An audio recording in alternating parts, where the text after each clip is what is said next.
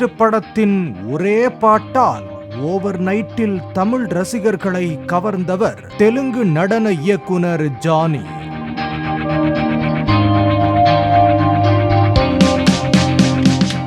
ஜாலியோ ஜிம்கானா, ரஞ்சிதமே என அடுத்தடுத்து விஜய்க்கு வித்தியாசமான நடன அசைவுகளை காட்சிகளாக்கி தமிழ் சினிமாவிலும் குறிப்பிடத்தக்க நடன இயக்குனரானார் ஜானி.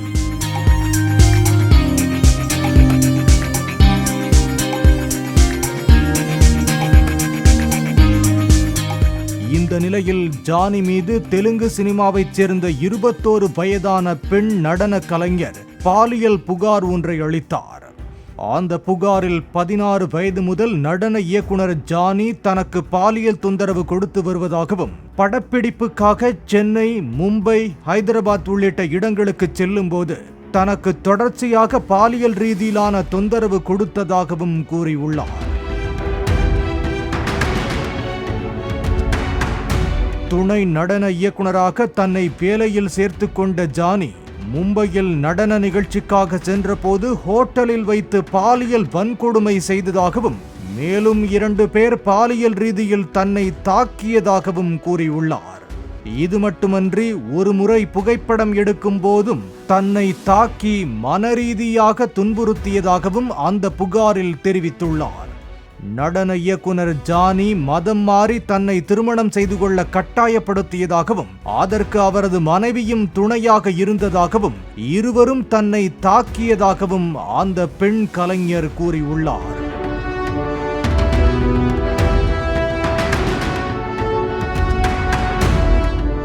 இந்த புகாரின் பேரில் ஆந்திர பிரதேச போலீசார் ஜானி மீது வழக்கு பதிவு செய்தனர்.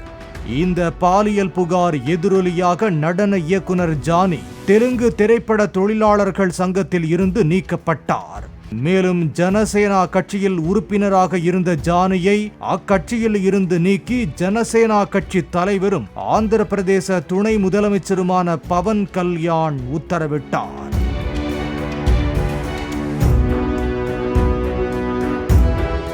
தனக்கு எதிரான பாலியல் புகார் வலுவடைந்ததை அடுத்து தலைமறைவான நடன இயக்குனர் ஜானியை பெங்களூருவில் வைத்து ஆந்திர போலீசார் கைது செய்தனர். அவரை ஹைதராபாத் கொண்டு சென்று விசாரித்து வருவதாக கூறப்படுகிறது.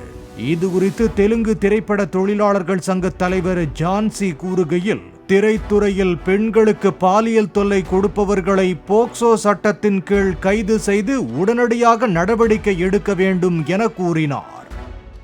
The case is more serious, this case is more grievous because she was a minor at the point in time, because it continued for a longer period under the name of work, under the name of preferential treatment at work. So it required a different kind of mechanism, legal support Ammai Kavasiram.